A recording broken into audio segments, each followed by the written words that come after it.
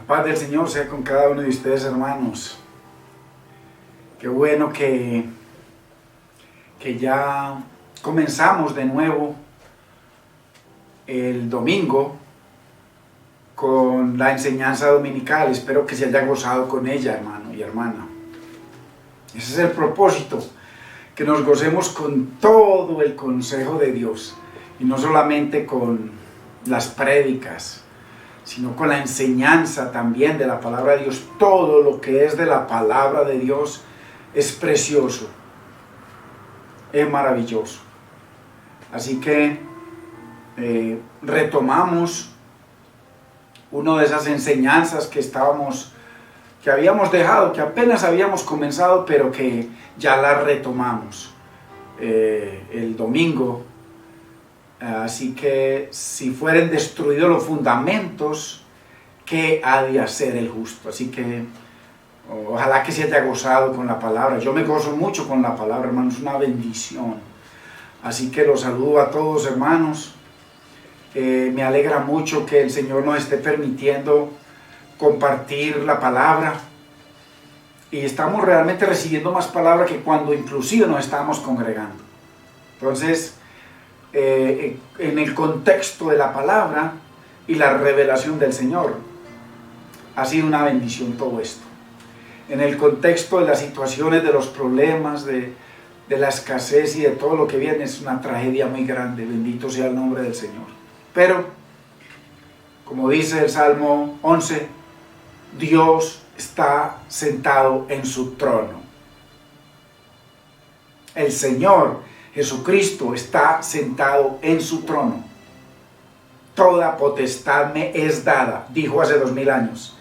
En el cielo todo lo invisible y en la tierra todo lo visible. Él es el que sostiene todo. Así que, qué lindo tener un rey. Él vino a establecer un reino sin rey. Porque para los futuristas eso es dentro de miles de años. Y claramente para la palabra, como lo estamos viendo y lo vamos a seguir probando con muchísimos versículos.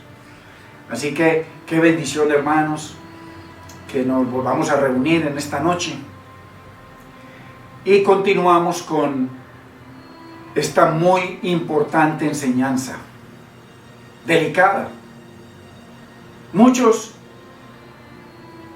han interpretado muchas cosas, pero Dios prohíbe la interpretación privada, no se le olvide. Dios la prohíbe. Porque la palabra tiene que ser revelada por la misma palabra, por el mismo Señor. Entonces, aquí estamos escudriñando y permitiendo que sea la palabra, traduciendo la palabra, interpretando la palabra, contextualizando la palabra. Porque si usted se pone a mirar los diferentes maestros que hoy en día, miles, compare unos con otros para que vea que todos se oponen. Tienen algunas cositas en común, pero en general, Dios mío. Así que, ¿por qué? Muy sencillo. Porque Dios prohíbe la interpretación privada. La prohíbe. Así que aquí le hacemos caso a eso y estamos permitiendo que la Biblia interprete la Biblia. Sencillo. Como para niños, hermanos. Eso es lo que está haciendo el Señor. Estamos en la enseñanza número 23 del hombre de pecado, el anticristo. El hombre de pecado, que es el mismo hijo de perdición, que en el contexto profético, escatológico, cuerno pequeño. Así que, gloria al Señor, hermanos, que nos permite. Y vamos a leer el libro de Segunda de Tesalonicenses, capítulo 2, verso 3, en el nombre del Padre, de nuestro amado Señor y Salvador Jesucristo y de su Santo Espíritu. Nadie os engañe en ninguna manera, porque no vendrá el Señor. Acuérdese que en el versículo 1 habla de la venida del Señor, pero en el versículo 2 habla del día del Señor. Entonces Pablo le dice que ni lo uno ni lo otro estaba ocurriendo en ese momento. Que no, porque primero tenía que ocurrir lo que vamos a leer en este momento. Nadie os engañe en ninguna manera, porque no vendrá el Señor sin que antes venga la apostasía, o sea, la que hace que venga el hombre de pecado y la que hace que aparezca el Señor a acabar con el hombre de pecado, a destruir al hombre de pecado y a quemarle todas sus cosas, el resplandor de su gloria, es la apostasía. Entonces, el centro de este estudio es la apostasía. Y ya hemos visto que apostasía únicamente la puede cometer alguien que esté casado con Yahweh. La gente del mundo puede decir las vulgaridades que quiera, puede hacer lo que quiera contra Dios. No están pecando, porque ellos son pecado. Entonces, ¿cómo un pecador va a pecar? Imposible. Solamente peca uno que ha sido casado con Yahweh, que es de adentro. Ese sí puede verdaderamente hacerle daño a las cosas del Señor, como lo dice lo que estamos estudiando, Tesalonicenses. Entonces, nadie os engañe en ninguna manera. Es un estudio, no prédica, porque no vendrá sin que antes venga la apostasía y se manifieste el hombre de pecado, el hijo de perdición, el cual, ese hombre de pecado, ese hijo de perdición, o lo que él represente, se opone a Dios y se levanta contra todo lo que tiene que ver con Dios, o todo lo que sea objeto de culto a Dios. Tanto así que se sienta en el templo de Dios como si fuera Dios, un mandón o unos mandones, haciéndose pasar por Dios, o sea, con la autoridad de Dios, sentados en la silla de Moisés o en la cátedra de Moisés, como si fuera Moisés, porque acuerde que la palabra de Moisés era la voz de Dios, Moisés.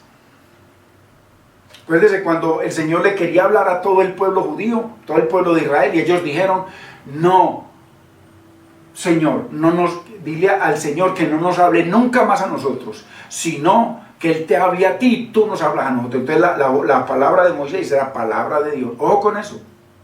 Y Moisés dijo que el Señor les iba a levantar un profeta como él, que la palabra fuera de Dios. ¿Y quién más que el Mesías? Que cuando Él vino, se levantó ese profeta, que el que no se sometiera a Él moría espiritualmente, eternamente, y así pasó al pie de la letra. Entonces, muy importante, hermanos. Así que, bendito es el nombre del Señor. Señor, te damos gracias, Señor. Síguete glorificando en el estudio de tu palabra. Dios mío, el único propósito que tenemos es entender tu palabra. Tú mismo dices que un poco de levadura leuda toda la masa, y hemos encontrado cantidades de mentiras que anteriormente las creíamos. Todo eso leuda la masa preciosa y perfecta de tu palabra en nuestras vidas. Señor, sigue sacando todo lo que no sea tuyo de nuestras vidas. Sigue libertándonos con tu palabra, porque solo tu palabra nos hará libres, verdaderamente libres. Y solo tu palabra nos va a santificar. Señor, te damos gracias y síguete glorificando y permite, Espíritu Santo de Dios Maestro, que tu palabra corra y sea glorificada en aquellos corazones que verdaderamente quieren cavar y ahondar para encontrar la roca firme que es Cristo y edificar su vida sobre su verdad y no sobre las mentiras, cantidades, cientos de mentiras en las que hemos vivido hasta ahora. En el nombre de Cristo Jesús te damos gracias, Señor. Amén. Una realidad. Poco de levadura leuda toda la masa. Toda. Imagínense cuánto más, tantas mentiras que ya hemos visto, que ya tenemos la verdad en estos aspectos. Y más todo lo que vamos a seguir estudiando, que lo vamos a probar por la palabra, porque va a ser la palabra la que nos va a mostrar que es verdad, que es santo y que es profano. Muy importante, hermanos. Muy importante. Entonces, para entender la maldad de esa cúpula judía del primer siglo, en los días postreros, hace 2000 años, contexto, de ese pacto violado, que ellos violaron el pacto y lo invalidaron. El Señor los acusa de eso todo el tiempo. Violaron el pacto y lo invalidaron. Entonces, para entender esa generación terminal, debemos conocer lo que la Biblia dice, ¿cierto? Muy importante, porque la Biblia es la que nos va a ubicar verdaderamente en lo que es su verdad escatológica, su verdad profética. Así que la Biblia, muy importante, relaciona, esto es tremendo, estaba estudiando y veo la relación tan tremenda que hay entre el ministerio de Juan el Bautista con el juicio contra el hombre de pecado en el día del Señor. Es tremendo. Acuérdese que versículo 1 y 2 habla de la venida del Señor y del día del Señor. El día del Señor tiene que ver es con el juicio de Dios. El día del Señor tiene que ver es con su retaliación, con su venganza, con su retribución contra sus enemigos. Entonces, el día del Señor tiene que ver con juicio. Juicio para unos. Entonces, la Biblia muestra claramente la tremenda relación entre la venida de Juan el Bautista y el día del Señor. Entonces, dice que no vendrá el Señor hasta que no venga la apostasía y se manifieste el hombre de pecado. Y entonces dice más adelante en el versículo 8, dice que entonces con esa apostasía dice que vendrá el Hijo de Dios y dice que lo matará con el espíritu que sale de su boca, ¿cierto? Y con el resplandor de su venida. Entonces está relacionada la venida del Señor con el juicio al hombre de pecado, el día del Señor. Entonces, y Juan el Bautista habla claramente del día del Señor. Y el día del Señor es uno solo, no son muchos días del Señor, uno. Y ese uno era contra el hombre de pecado, o es contra el hombre de pecado, el hijo de perdición, y contra todos sus enemigos. Así de claro. Entonces, ahora, ¿pero por qué? ¿Por qué hay una relación tan real y tan directa, o dónde está, entre el ministerio de Juan el Bautista con el juicio contra el hombre de pecado en el día del Señor? ¿Por qué?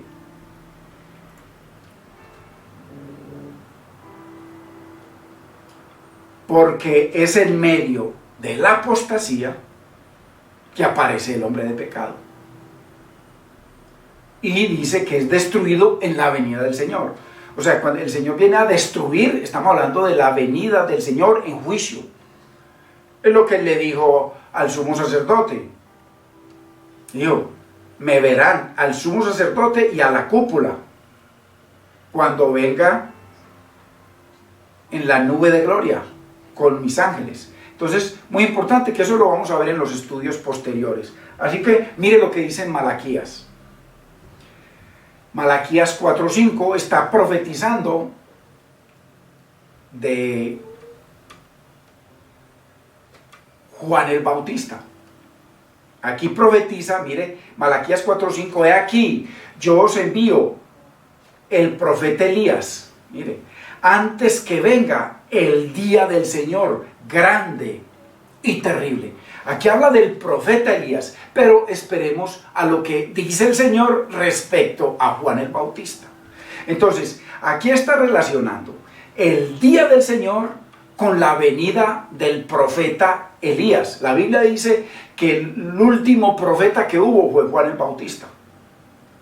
Entonces, yo os envío el profeta Elías antes que venga el día del Señor, grande y terrible. No está hablando de amor, no está hablando de reconciliación, está hablando de un juicio terrible y grandísimo. Ojo, que tiene una relación muy grande con la gran tribulación. Es muy importante. Entonces, vemos que Juan trata a esa cúpula o a esa generación, los trata de víboras. Igual que Jesucristo los trató de serpientes, víboras. A esa generación, a esa cúpula, a esa Jerusalén, que mata a los profetas. Lo mismo, la cúpula, esa generación, Jerusalén, Judá, lo mismo. Y les dice que el hacha ya está puesta en la cabeza de ellos, en el cuello. Así les dice. Habla de árboles, pero los árboles somos nosotros, dice la Biblia claramente. Árboles de justicia.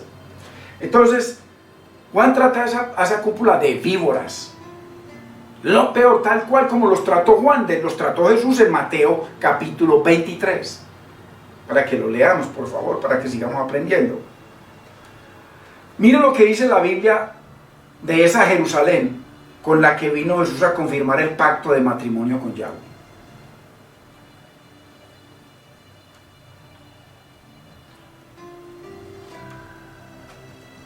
Ojo al lenguaje usado por Pablo en 2 de Tesalonicenses 2:4. Dice que esa generación o esa Jerusalén se opone y se levanta contra todo lo que se llame Dios. O sea, Cristo vino en el nombre de Dios. De ahí Él levantó sus discípulos en su nombre para la gloria de Yahweh. Contra todo eso se opuso esa cúpula. Entonces, muy importante, hermanos, muy importante que podamos entender esto y veamos 14 cosas claras. Cuando el Señor, claras contra lo que se opone esa cúpula o esa generación o esa Jerusalén o es lo mismo el hombre de pecado que se levanta y se opone contra todo lo que se llame Dios. Entonces vamos a ver una relación, vamos a ver 14 o 15 cosas en las que vamos a ver una relación de lo que hace el hombre de pecado y lo que hizo realmente esa cúpula. 14, 15 cosas grandísimas. Entonces, cuando vino,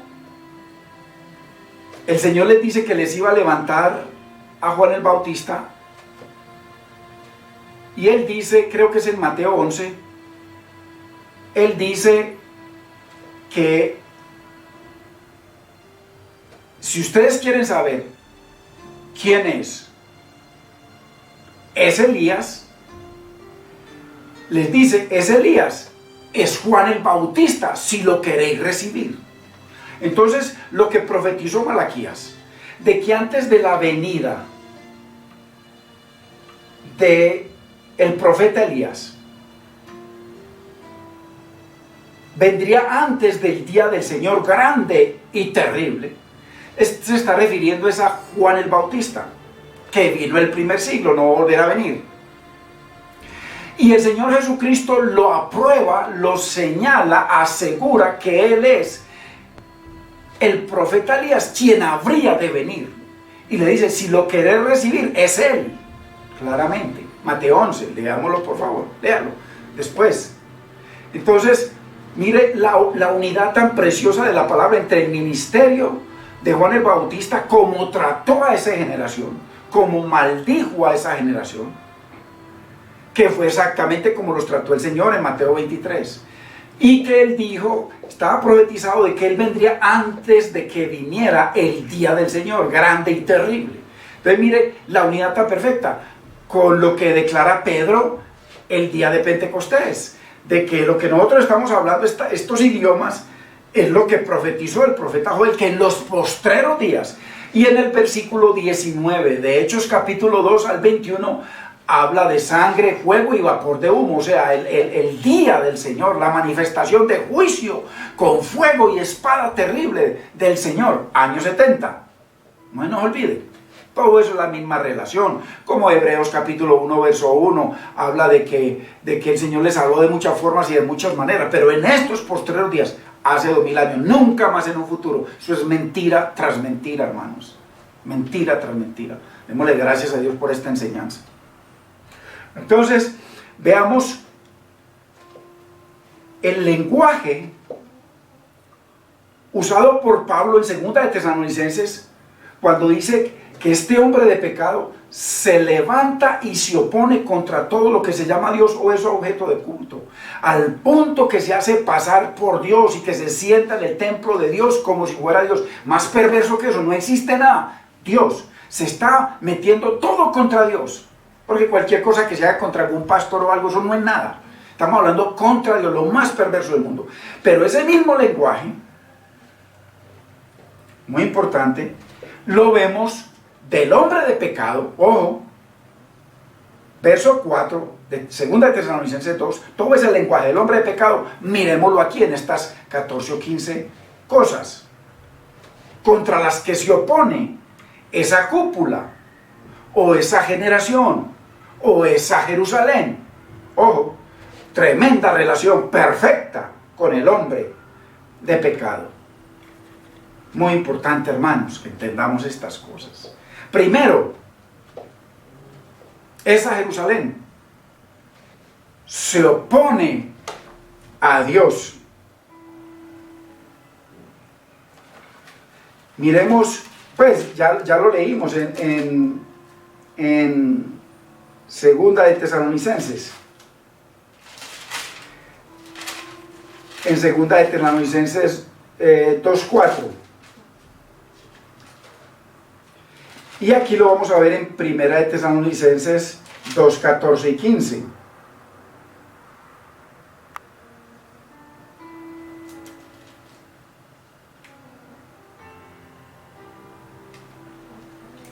Primera de Tesalonicenses. Ok, estoy en segunda. Ok, aquí muy bien. Los cuales mataron al Señor Jesús y a todos sus profetas y a sus propios profetas, y dice, y no agradan a Dios. Entonces el primer punto, se oponen a Dios, se opusieron a Dios todo el tiempo, se opusieron a los mandamientos de Dios. El Señor los acusa de haber cambiado la palabra de Dios. Todo lo que hicieron, o sea, se oponen contra Dios y se levanta contra todo lo que tiene que ver con Dios, se sienta en el templo de Dios, o sea, oposición total a Dios. Primer punto. Segundo, esa cúpula se opuso, o esa Jerusalén, o esa generación se opuso a Jesús todo el tiempo. Lo trataron de matar todo el tiempo. Lo llevaron a juicio. Tercero, mira el lenguaje.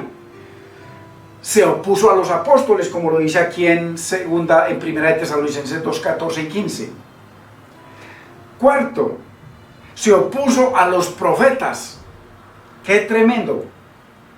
Y los mataron todo el tiempo. Quinta cosa, que es el mismo lenguaje de 2 de Tesalonicenses 2:4. Se opone a Dios, se levanta contra Dios y todo lo que tiene que ver con Dios, contra todo lo que es objeto de culto a Dios, contra Dios mismo, y se sienta en el templo de Dios como Dios. O sea, le quitaron todo a Dios. Quinto, persiguió a muerte a los discípulos de Jesús. Eso, léase todo el libro de los Hechos, ahí va a encontrar todo el tiempo cómo iban a cada país y injuriaban a los directivos de ese país y al pueblo para que se les fueran encima a los discípulos del Señor que estaban llevando el evangelio del reino. Sexto, se opusieron a los hombres para que no se convirtieran a Jesucristo. Aquí lo dice claramente en Primera de Tesalonicenses. Dice, y no agradan a Dios, y se oponen a todos los hombres, impidiéndoles hablar a los gentiles para que estos se salven. O sea, no entraron ni dejaban entrar. Lo peor, no hacen ni dejan hacer. No quisieron entrar al reino de Dios, simplemente no entramos, no queremos, no.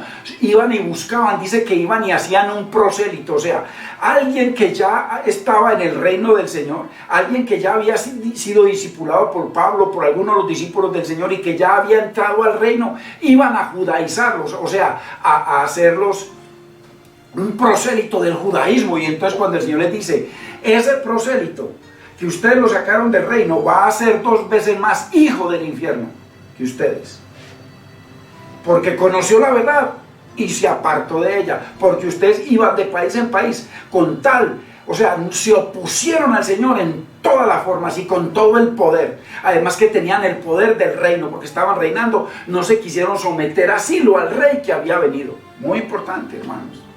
Muy importante. Mire qué claridad. Entonces se opusieron a los hombres. Esa cúpula, esa Jerusalén, que mata a los profetas. Ojo, esa Judá, esos judíos del primer siglo, para que se convirtieran a Jesucristo, o sea, para que se condenaran. No entraron y que también ellos se condenen. No solamente eso, iban y no solamente que no los dejaban entrar, sino que iban y se los trataban de ganar para ser prosélitos del judaísmo, o sea, del Talmud. Es un libro malvado.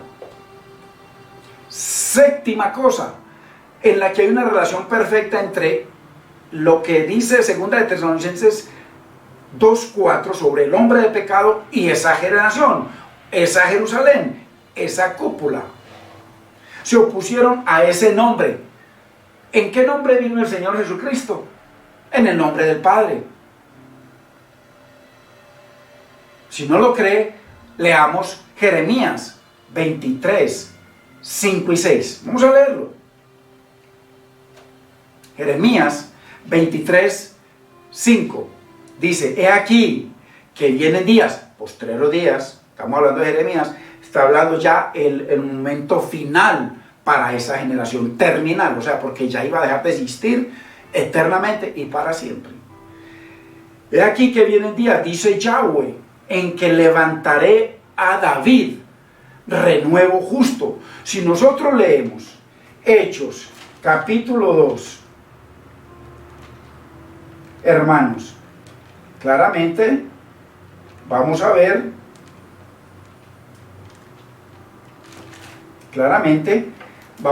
en el verso 30 lo que dice. Mire, pero siendo profeta, o sea, David, está hablando de David en el verso anterior, y sabiendo que con juramento Dios le había jurado que de su descendencia en cuanto a la carne levantaría al Cristo para que se sentase en su trono. Ojo, hace 2000 años. Eso lo está confirmando el apóstol Pedro, de que él era el que iba a venir a sentarse en su trono. No se sentó en su trono, sino que se va a sentar en miles de años.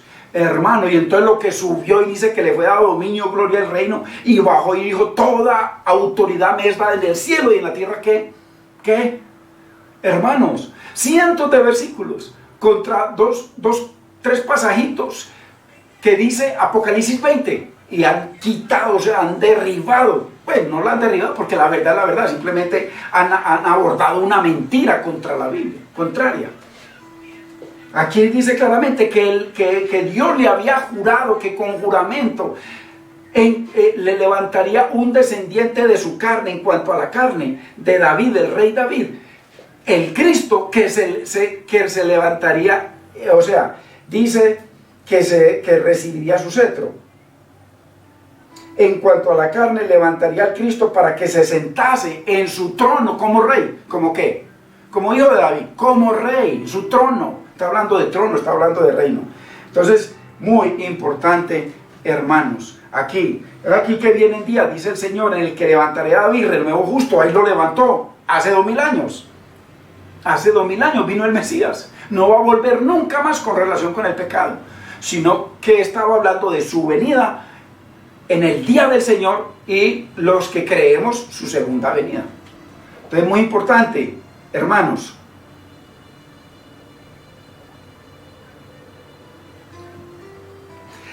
Y reinará como rey. Ojo, Jeremías 23:5 está diciendo que ese era el renuevo justo que vendría y que reinaría como rey. No, vino y no reinó, no está reinando, no le fue dado dominio, gloria y reino como dice. No, lo que declaró fue mentira, le mintió a los discípulos y les dijo, vaya cojan, yo soy el rey, vaya recojan que ya todo es mío, todo. Sino que nos dio la libertad. El que quiera venir en pos de mí, tome su cruz y siga. El que no quiera, no hay problema. Entonces, claramente, y reinará como rey, el cual será dichoso, así lo fue, y hará juicio y justicia en la tierra. Eso fue lo que él hizo. Y dejó justicia, por eso es que Hoy en día nos dice la Biblia, el estudio que comenzamos, que si son destruidos los fundamentos, ¿qué hará el justo? Dejó justicia y dejó gente que fue justificada y son declarados justos. Entonces debemos hacer esa justicia. Tenemos el poder para hacerlo en la Biblia, en la unción que nos dio el Espíritu Santo. Entonces, muy importante, mire, reinará como rey. Está profetizando hace cientos de años. Cuando él vino, rey, Natanael le dijo: tú eres el rey de Israel.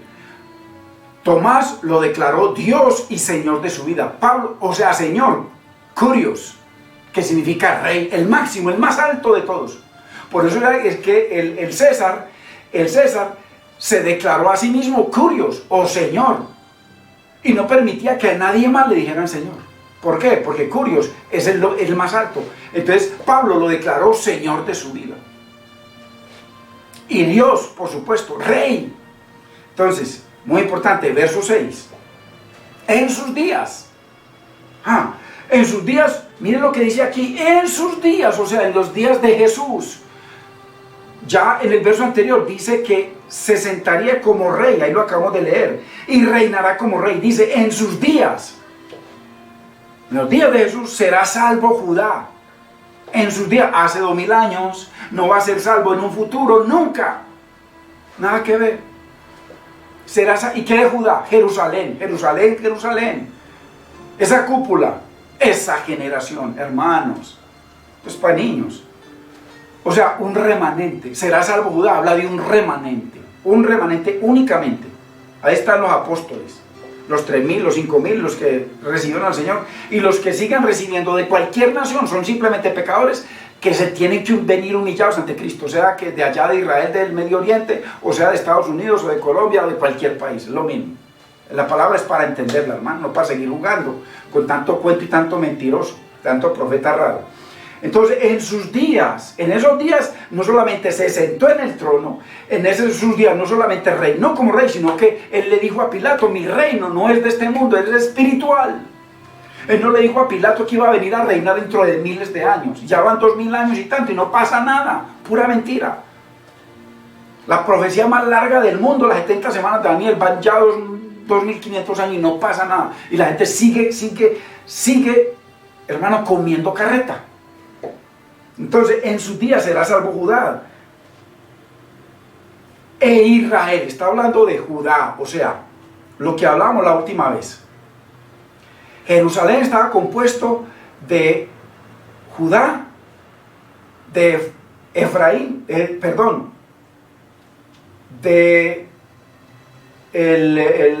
la tribu de los reyes, de Benjamín, y estaban los levitas, más muchos de cada una de las otras tribus que se vinieron para ahí muchos años antes. Pero la gran mayoría de las tribus perdidas estaban por fuera. Entonces aquí dice el Señor que en sus días, ojo, en sus días, no está diciendo que en sus otros días, en sus días, cuando el Mesías vino, será salvo Judá, y fue salvo a plenitud, como dijo Pablo.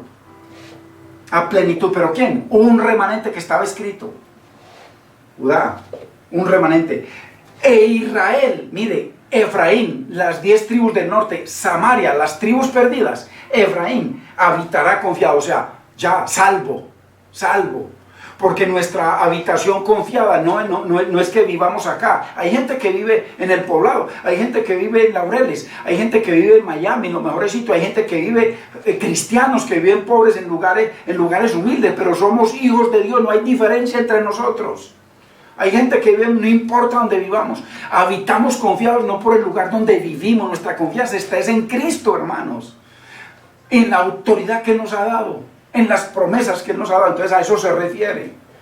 No es que no hayan guerras, hermano, no es que hoy en día esta pandemia, entonces Dios ya tiene que raptar la iglesia porque Él nunca prometió que la iglesia no iba a pasar por esta pandemia. Ay, hermanos, qué cuentos y qué mentiras las que nos han enseñado durante tantos años y siguen enseñando.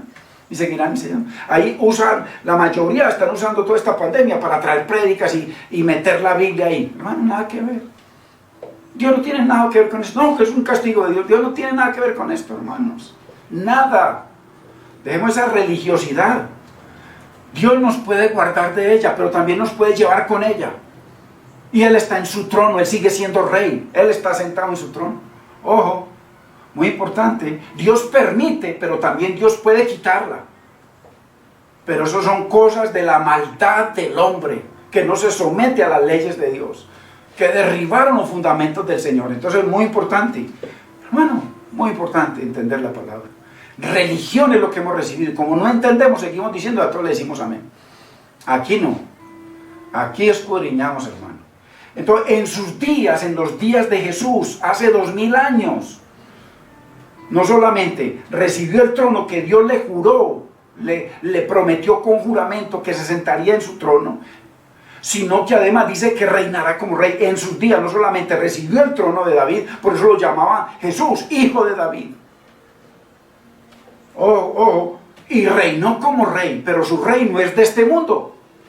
Él claramente dijo, no con espada, ni con ejército, sino con el Espíritu de Dios. Esa era la nueva Jerusalén que iba a venir a pelear, es con el Espíritu de Dios. Es como usted y yo combatimos en nuestro hogar cuando hay problemas, cuando hay diferencias, cuando hay situaciones terribles, lo que sea. Peleamos es con el Espíritu de nuestro lado, guiándonos a través de su palabra, para honrarlo, para glorificarlo, para humillarnos y ser exaltados por Él. El que se humilla. Entonces es muy importante entender la palabra. Dios mío, que tanta religión que entiende la gente. En sus días, hace 2000 años, será salvo Judá. Fue salvo, porque era solamente un remanente. Un remanente. Por eso es que él destruyó a Judá, o a esa generación, o a Jerusalén, y a esa cúpula en el año 70 para siempre. Pero lo que siguen simplemente son pecados que nos tenemos que arrepentir. Eso es todo. Entonces, Israel, o sea, Efraín, las 10 tribus perdidas, las 10 tribus del norte, lo mismo que Samaria, habitará confiado. ¿Confiado por qué? Porque en el día de Pentecostés, ya lo leímos, 2:5, a ver, 17, aquí está.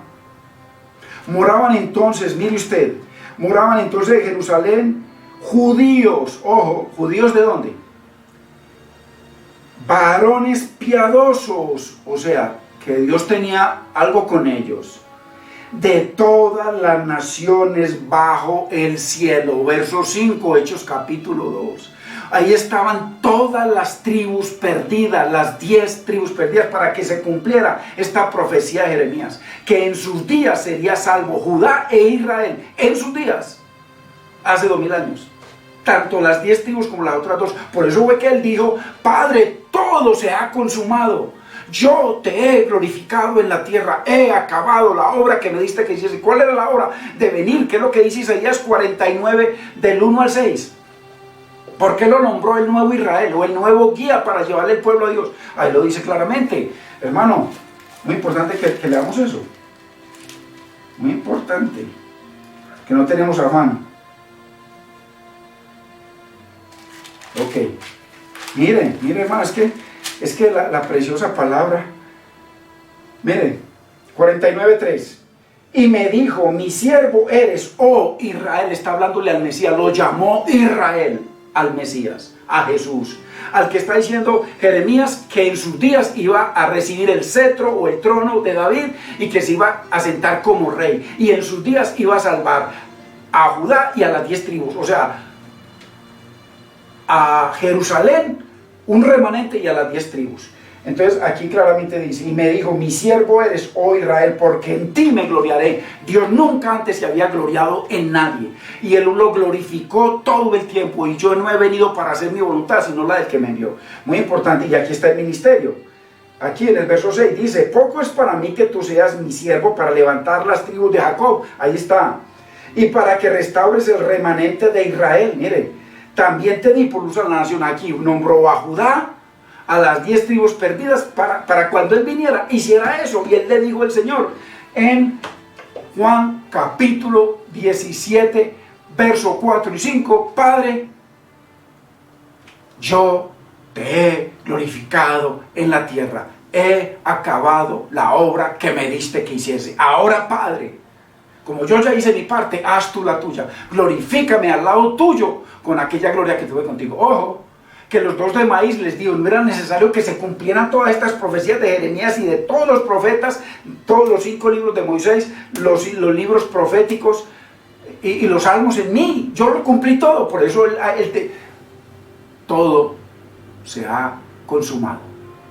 He acabado la hora. Entonces, muy importante, hermano, aquí Jeremías nos está diciendo, en sus días, en los días de Jesús, hace 2000 años, porque estaba profetizando a 600, 700 años antes Jeremías. Entonces le dice, en sus días será salvo Judá, y fue salvo a plenitud, como Pablo declara, pero era un remanente, ojo, porque el mismo Judá es Jerusalén, y el Señor guardó a aquellos que Él dijo que los iba a guardar, que cuando vieran a Jerusalén rodeado de ejército, ya el Señor les había dado las señas de que tenían que hacer, ojo. Entonces, Israel habitará confiado, y este será su nombre con el cual le llamarán. Mire, esto es otra de las perversiones que cometió esa cúpula, que era una de las perversiones que iba a cometer el hombre de pecado. Y este será el nombre con el cual llamarán a Jesús, del que le dijo en el verso 5, de que se sentaría en el trono de David. Y en el verso 6 dice que en sus días será salvo las 10 tribus perdidas y Judá o Jerusalén. O Jerusalén, ok, muy importante. Entonces, y este será el nombre con el cual le llamarán a Jesús en ese día. Ojo, mire el nombre. Yahweh, justicia nuestra. Léanlo en su Biblia. A lo mejor dice Jehová, pero el original dice Yahweh. Yahweh, justicia nuestra. Ese Jehová es algo que le agregó el hombre. Compuso que ya la O, entonces le dije Jehová, no, Yahweh, ya. Entonces, ¿con qué nombre llamarían a Jesús? Yahweh. Por eso ve que Pablo lo reconoció como su Dios y su Señor. Por eso ve que Tomás le dijo mi Señor y mi Dios. Además mi Rey. Muy importante. Entonces, se opusieron contra ese nombre. Muy importante. A ese nombre en el que vino Jesús, que ahí lo acabamos de leer, hermano, muy claramente. A ese nombre se opuso esa cúpula. Van 7 ya. 7 oposiciones. Mire además lo que dice Hechos capítulo 5, verso 27, sobre esa cúpula, que es exactamente lo que dice 2 de Tesalonicenses 2:4, sobre el hombre de pecado. Cuando los trajeron, acuérdese, a Juan, los habían metido en la cárcel. El sumo sacerdote dio la orden que los metieran en la cárcel. El sumo sacerdote haciéndola como Dios, cogiendo los discípulos de Jesucristo, el Dios hecho carne, según Filipenses. Y los cogió sin ninguna autoridad y los metió a la cárcel. ¿Y qué pasó? Dice que el Señor envió un ángel y los sacó de la cárcel. Entonces cuando fueron a recogerlos, tráiganme esos. Y no están en la cárcel, están en el templo predicando. Entonces, ojo, cuando los trajeron a Juan y a Pedro, los presentaron en el concilio.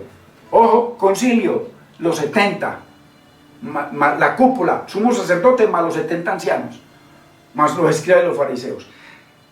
Ojo, y dice ahí, léalo en su Biblia, cuando los trajeron a Juan y a Pedro, los presentaron en el concilio, y el sumo sacerdote, ojo, esa cabeza, el mandón máximo, el jefe máximo, el Timochenko de la guerrilla, ojo, el máximo, les preguntó, ojo, uno solo, que era la cabeza de todos los demás, un anticristo, y los anticristos y el espíritu del anticristo, o sea, el espíritu de maldad, se regó ante todo el concilio y se regó ante todos sus trabajadores para que persiguieran a los cristianos por toda parte y los mataran. Ojo, ojo, que no estoy hablando ni una exageración, todo está en la Biblia, ya lo hemos leído. Verso 28. Nos mandamos, él le está diciendo, él es el que les está hablando. Yo y los 70, la cúpula, estrictamente, o sea, ustedes me tienen que obedecer a mí y a mi cúpula, que no enseñaseis más en ese nombre. Mire, ¿cuál nombre? Yahweh, ya lo acabamos de leer, justicia nuestra, Él es nuestra justicia, Cristo, Dios mío. Y ahora habéis llenado a Jerusalén de vuestra doctrina y queréis echar sobre nosotros la sangre de ese hombre. Miren, lo mataron ellos. Pedro los acusa de que ellos lo mataron. Pablo los acusa, el Nuevo Testamento los acusa todo el tiempo. Y aquí se las están haciendo de santos, asesinos, miren, de santos. Ahora habéis llenado Jerusalén de vuestra doctrina, el evangelio del reino, el evangelio de la gloria, el evangelio del matrimonio. Ese fue el evangelio, el nuevo pacto en su sangre, la palabra. Usted no puede llegar a ser salvo a través de la sangre de Cristo si no es por la palabra. Imposible. Imposible. Esta es la sangre. Ahí está el evangelio de la gracia, el evangelio de nuestra salvación. El evangelio de Dios, la palabra de Dios. Entonces, muy importante, no os mandamos estrictamente que no enseñéis en ese nombre de Yahweh. Ojo, Yahweh, justicia nuestra. Este será el nombre con el cual los llamarán. Verso 6 de Jeremías 23. Ay, hermano, Dios mío, prueba tras prueba, tras prueba, tras prueba. Apenas estamos en la primera enseñanza. Imagínense. Si ya en la primera enseñanza ya hemos resuelto algunas cosas de Apocalipsis, las más tremendas, la ramera, que la vamos a seguir resolviendo, usted va a ver cómo la vamos a desnudar. ¿Por dónde? Por la palabra, verso por verso, como todo lo que hacemos aquí, por la palabra. Entonces, muy importante, mire, esa cabeza, mire cómo se opusieron y está en total y perfecta armonía con lo que dice del hombre de pecado, que se opone y se levanta contra Dios, se opone y se levanta contra todo lo que se llama Dios, es objeto de culto a tal punto que se hace pasar por Dios y se sienta en el templo de Dios. Todo esto, mire, el mismo lenguaje, el mismo objetivo, los mismos resultados perversos, malvados. Mire, y se opuso contra el nombre de Yahweh, porque él vino en el nombre. Cuando él entró al templo, el que entró ahí fue el Señor. Y cuando él salió, nunca más volvió al templo. Ahí quedó esa casa desolada, porque él salió y ya nunca más volvió. Muy importante, hermanos. 8, octava oposición, que está en plena armonía con el hombre de pecado. Se opusieron al profeta mayor que Moisés, que traía un código de muerte, que Moisés les dijo, el que no oiga a ese profeta será desarraigado de su pueblo. Deuteronomio 18, 15 al 20. Hechos capítulo 3, 23. Muy importante. 9, se opusieron a que Jesús reinara sobre esa cúpula. Ojo, pero no solamente sobre la cúpula, porque está bien, nosotros no queremos saber nada, pero acuérdese lo que leímos la semana pasada, en Juan capítulo 11, verso 50 y tanto, en donde dice que haremos con este hombre, pues hace muchas señales, y todas esas señales que él hace son de Dios. Si no hacemos algo, si no lo matamos, todo el pueblo va a creer en él. O sea, no solamente se opusieron a que reinara sobre ellos, sino se opusieron a que reinara sobre todo el pueblo en Israel. Ojo, en Jerusalén. Muy importante, hermanos. Se opusieron a que Jesús reinara sobre el pueblo. Punto número 10 de la semejanza y armonía perfecta con el hombre de pecado. Verso 54 de Juan 11. Si le dejamos así, todos creerán en él. ¿En quién? En Jesucristo. Y era el acometido que le había dicho el Padre en Isaías 49, 6. Ojo, muy importante, hermanos. Aquí es con Biblia, hermano. 11. Se opusieron al nuevo pacto. Ese era el propósito del hombre de pecado, oponerse a todo lo que tuviera que ver con Dios. ¿Y qué tenía que ver con Dios? Que el Señor les había dejado de hablar por más de 400 años. ¿Por qué? Porque estaba enojado con ellos, ya que vino al nuevo pacto a casar a Jerusalén, a casar esa cúpula, a casar a Judá, a casar esa generación con Yahweh, porque, ojo, o sea, a renovar el pacto, porque ellos estaban casados. Por eso ve que Dios dejó eso ahí. Él se divorció únicamente de las 10 tribus, o las tribus del norte, o Efraín, o Samaria. De ellos se divorció completamente. Pero de Judá o de Jerusalén no se divorció, sino que se enojó con ellos. Y después les dio 490 años, y cuando vino el cumplimiento del tiempo, Dios envió a su hijo, nacido de mujer y nacido bajo la ley, para que redimiese a los que estaban bajo la ley. Y Jeremías 23, 5 y 6 dice que lo redimió a Judá y a las 10 tribus, claramente. En sus días será salvo Judá, e Israel habitará confiado, salvo los dos, remanente, del uno y la gran mayoría de los otros. Ojo, porque ahí entramos nosotros. Acuérdense que Efraín, o las 10 tribus, se prostituyeron. Que el Señor les había dicho que al pueblo que fueran no se casaran con la mujer de ese pueblo. Estos se casaron con todas, y puros matrimonios, puro amor eros, como hablábamos el domingo. Puro amor eros, nada de ágape. Ay, Señor bendito, qué lindo es entender la palabra, hermanos. Se opusieron al nuevo pacto. Así, al oponerse al nuevo pacto, se divorciaron definitivamente y eternamente de Yahweh, para siempre. Punto 12. Se casaron con César. Al el hombre de pecado oponerse contra Dios, contra todo lo que tenga que ver con Dios, contra el culto de Dios, contra el templo de Dios, contra los mandamientos de Dios, se casó con otro que era mayor que él. Muy importante, hermanos. Miren qué claridad. Juan 19:15. Respondieron los principales sacerdotes: no tenemos más rey que César.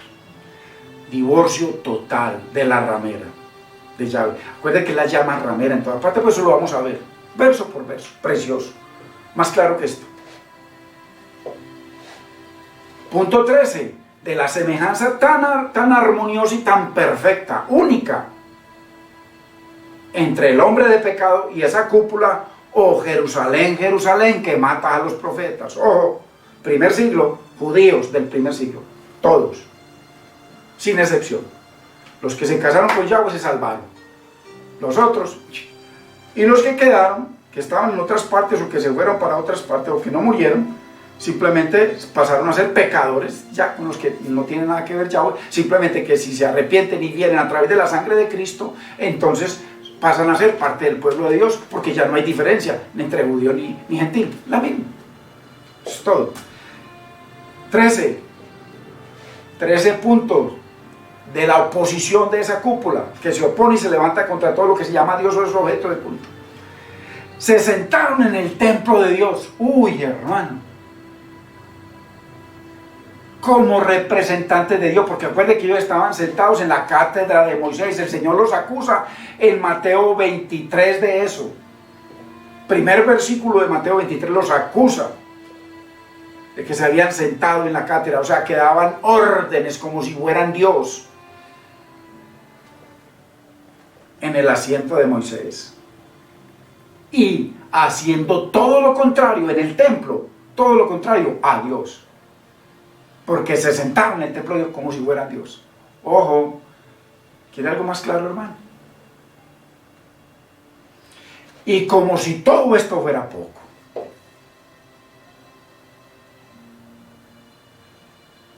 catorceava oposición. Siempre, todo el tiempo, tanto en el primer testamento como en el Nuevo Testamento, siempre contristaron al Espíritu Santo de Dios.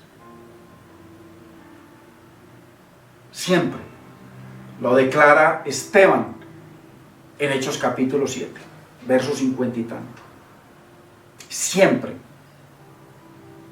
Mataron a los profetas, mataban a los que le eran enviados, todo el tiempo se le opusieron, siempre.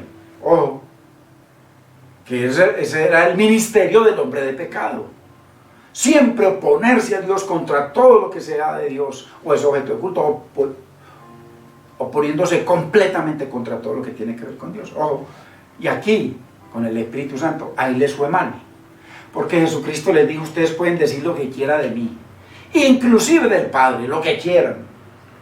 Pero si dicen algo contra el Espíritu Santo, cometen el pecado imperdonable. No por declarar algo, sino por un continuo mover en el Talmud, que era contrario a Dios. Contrario a Dios. Ahora, entre otras cosas, hermanos, ¿usted sabe dónde nació el Talmud?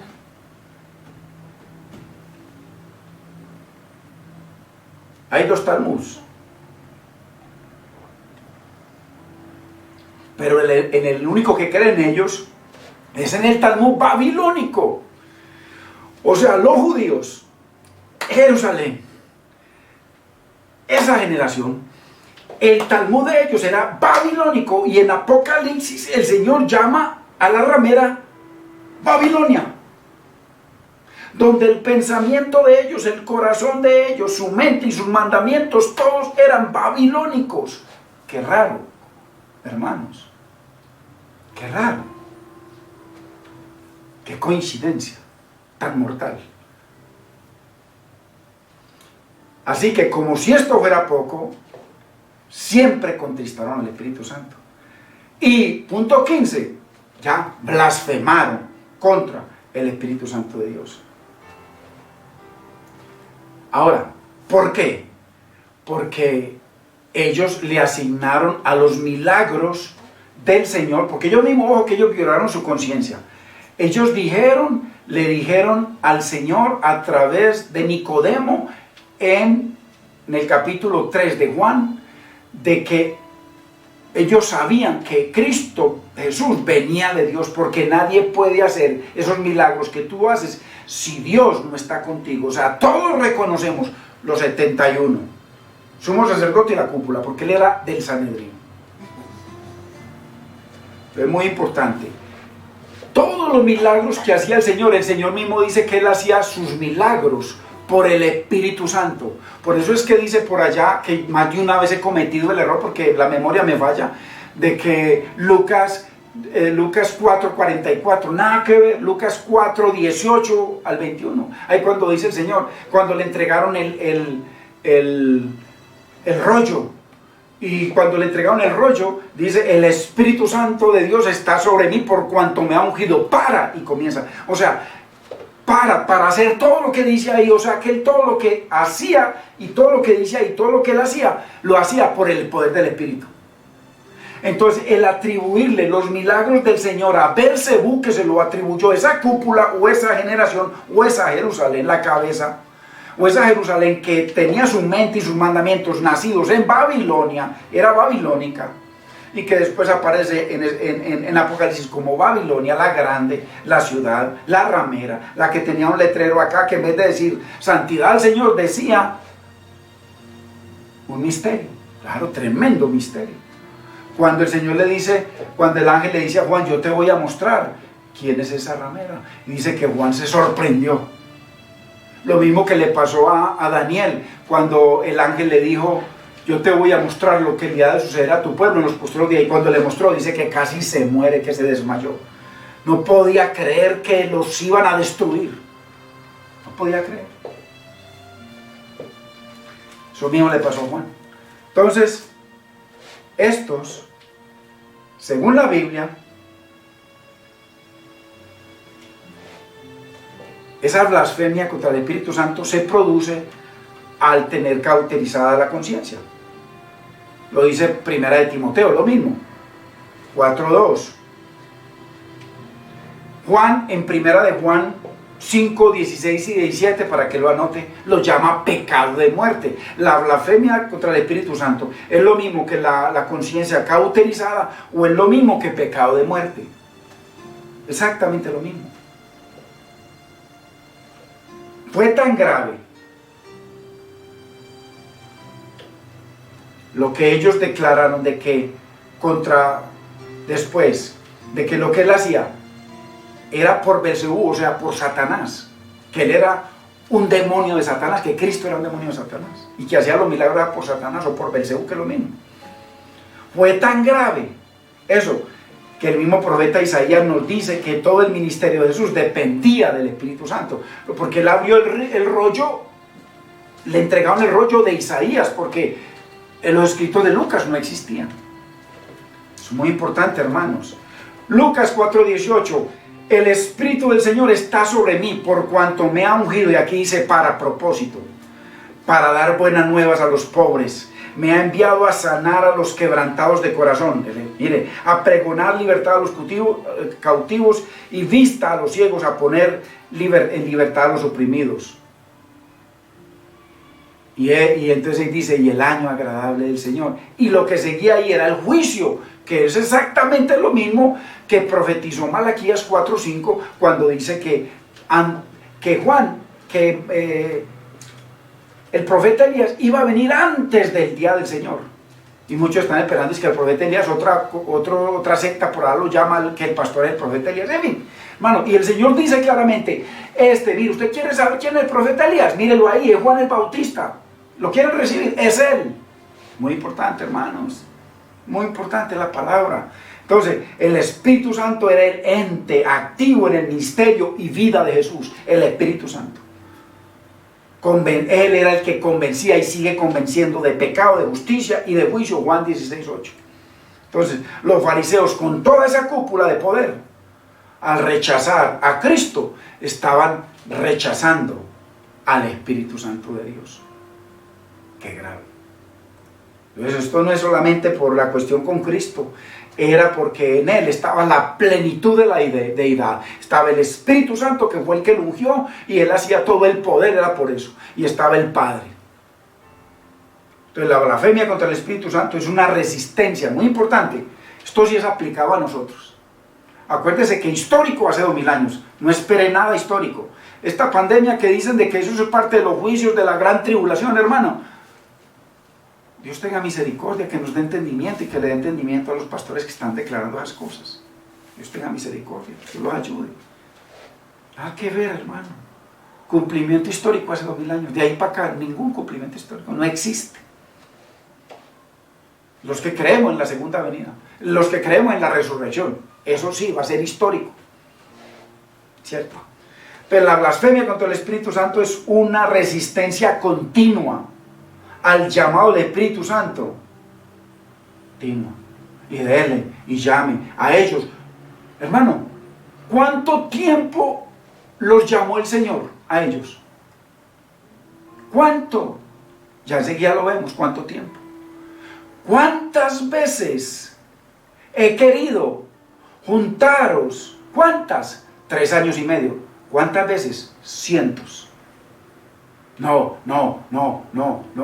Usted quiere que comparte a gente y no. Hay gente que está en la iglesia y siguen pecando y siguen. Se les cauteriza la conciencia, cometen el pecado imperdonable, se llama incredulidad. Que es lo mismo que declara el Señor a través de Pablo en Romanos capítulo 11, creo que es verso 23. Decir que si ellos... Mire, leámoslo. Muy importante, hermanos. Todo es un contexto, hermanos. Todo es un contexto. Miren, Romanos 11. Y aún ellos, está hablando de los judíos, está hablando de nosotros, que nosotros fuimos injertados y que debemos permanecer, porque si no permanecemos también seremos quitados. Mire, después de ser salvos, si no permanecemos seremos quitados. Él lo dice en el verso anterior. Mire, eso lo leo. Mira pues la bondad y la severidad de Dios. La severidad ciertamente para con los que no creyeron, o sea, los judíos, esa generación, Jerusalén. Pero bondad para contigo si permaneces en esta bondad, pues de otra manera, si no permanecemos, tú también serás cortado como ellos. Ojo, aquí hay una posibilidad que le está hablando a la gente de eso, aplicación para nosotros, ¿ok? Y aún ellos, o sea, los judíos, si no permanecieren en incredulidad, serán injertados. Entonces, ¿sí ve? ¿De qué depende? De que dejen el pecado de incredulidad, eso, hasta que se les cauteriza la conciencia y ya no hay más remedio, como dice la Biblia. Pero es muy importante. Ay, hermano, muy importante. La blasfemia contra el Espíritu Santo es una resistencia continua, de pecado. No quisieron, el Señor lo buscaba por aquí, no quiso, lo buscaba por allá, además lo buscaban, pero no para ver qué decía, para ver si le creía, no, era para hacerlo equivocar, para hacerlo caer, para poderlo juzgar o poderlo matar. Este es el pecado imperdonable. Dele, y nada. Se congregan y dele. Hasta que ya no hay más remedio, hermano. Entonces, fueron multitudes de veces que Jerusalén, o esa cúpula, se opuso al nuevo pacto con Yahweh a través del poder del Espíritu Santo. Multitudes de veces, 3 años y medio estuvo el Señor. Jerusalén. ¿Cuántas veces? El Señor le dice, ¿cuántas veces? 3 años y medio. He querido arroparos en pacto para restaurar el pacto, el matrimonio con mi Padre. ¿Cuántas veces le está diciendo? ¿Cuántas veces? Tengo 3 años y medio, porque ahí ya está terminando su ministerio. De ahí es que después le faltan unos días para que lo crucifiquen, los mismos, que no quisieron. ¿Cuántas veces los acusa? Quise juntar a tus hijos y no quisiste, o sea, los judíos. O sea, oposición tras oposición e incredulidad durante todo el ministerio de Jesús, hasta que no hubo ya remedio. Esa cúpula, que es lo mismo que lo comete el hombre de pecado, que se opone contra todo lo que se llama la prédica del Señor, no, la palabra de Dios, no, casarnos, o sea, restaurar nuestra comunión con Yahweh, no, nada, hasta que se cauterizó la conciencia y cometieron el pecado imperdonable y no hubo más remedio.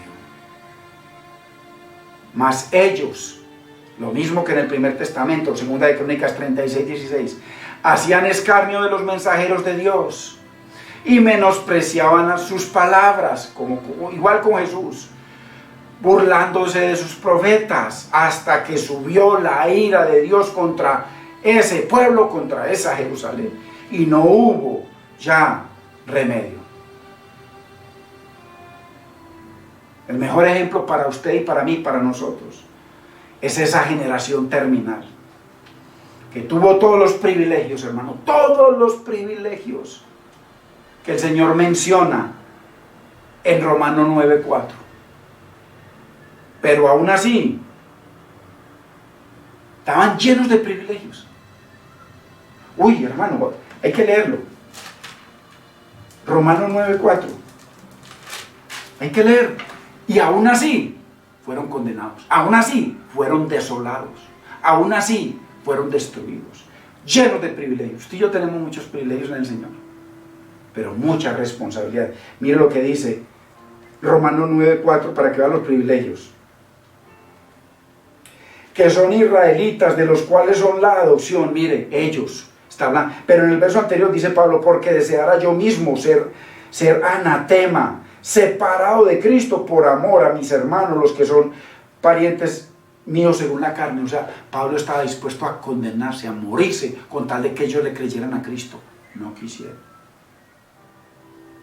Verso 4, que son israelitas, los judíos, esa generación, esa cúpula, esa Jerusalén, de los cuales son la adopción, mire, de ellos, no eran de nosotros, de ellos, casados con Yahweh, no de las 10 tribus, las 10 tribus no perdieron todo esto, porque se divorciaron de Yahweh, Yahweh se divorció de ellos, pero el Señor no se había divorciado, entonces todos estos privilegios les pertenecían, y aún así no les importó, de los cuales son la adopción, la gloria, el pacto, las promesas, la promulgación de la ley, el culto y las promesas, de quienes son los patriarcas. Mire, todo era de ellos, todo les pertenecía, a nosotros nada. Y de los cuales, según la carne, vino Cristo, el cual es Dios. Ojo, es Dios, pero no es rey. No es rey, todavía faltan miles de años. Sobre todas las cosas, bendito por los siglos. Amén. Todos estos privilegios, el mejor ejemplo, llenos. ¿Por qué? Porque Yahweh no se había divorciado. Es muy importante, si no entendemos esta característica de pacto del libro del Apocalipsis, pacto de bodas, pacto de matrimonios, vamos a seguir creyendo de que por allá tal país y tal país, ningún país entra ahí, ninguno. O si no, muéstreme o mándeme cualquier video, pero dígame en qué minuto para yo no perder tiempo. y concentrarnos en la verdad. Todo, nada que ver, todo es una mentira.